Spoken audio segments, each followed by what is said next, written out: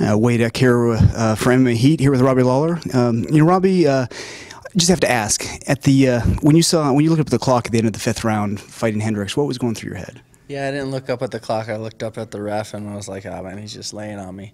But because there wasn't a jumbotron there, it was up above, so I couldn't really see the time or anything. So no, I wasn't looking at the clock, but it was frustration. Yeah, just that he laid on you at the end and prevent you from doing anything. You're right. And were you hurt at all? Did you go back to training right away? What happened after that fight? I worked out that Monday afterwards just to get some blood flow into my muscles, help me recover. I took the rest of the week off and then started training the following week pretty hard, lifting twice a day and running and shadow boxing, and then let everyone know at the UFC that I was ready to fight that Thursday night, and got a call Friday and said, all right, let's do it. And so this fast turnaround actually was by choice? It was by choice. I mean, I was ready to go. I feel like it's time to get back in the gym, time to work on my skills and build off my last fight and keep the momentum going.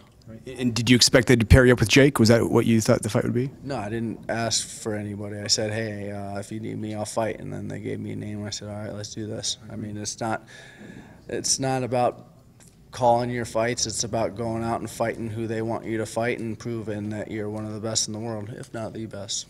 Absolutely. And you're ranked '1 right now. You did say your rankings don't really matter, but Daniel kind of laughed because you said, but it is kind of nice to be #1. So, I mean, I'm sure that is. Right now, let's see. Hector said that you're out of the title picture at the presser. How do you feel about that? I mean, whatever. I mean, we don't really call the shots. That's the thing. The UFC kind of decides what's going to happen, and we'll see what happens. I just need to worry about this fight and not worry about a title fight, because my next fight's not a title fight. It's against Jake Ellenberger, so I need to concentrate on that and make sure my body's ready to go and my mind's ready to go, and everything else will just fall into place.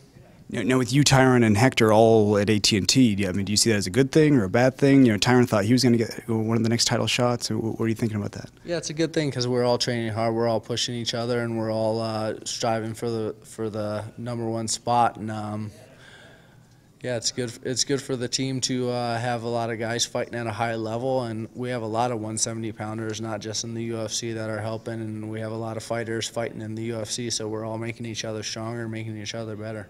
Right, and Jake even just said a minute ago, which a lot of people might not realize, that he considers you a friend, that you guys have known each other for years, you used to have the same manager. So I guess some fans probably don't understand what's that like, that it is a job. Is that right? That you're just going in to do your job? Yeah, it is a job. Jake's a hell of a fighter, but I don't really pick my opponents, and it's time to get to work. And he's been around the game for a long time. He's actually from the other side of Iowa and Nebraska, not too far from me, and we're just going in there and gonna go to battle. Right. And lastly, I've been fortunate. I was able to see your war with Scott Smith, and see you up through Strikeforce. You've been around, I believe, fighting for 19 years. Is that right? No, I've been 14 years. 2000. Okay, 14 years. Was that fight with Hendricks? Was that your, even despite the loss, but was that your biggest moment? Is that the one that you remember the most?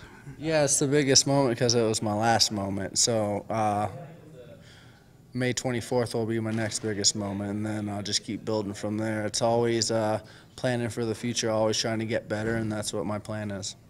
I like that. It's a good outlook. All right, well, thank you for your time. Thank you very much.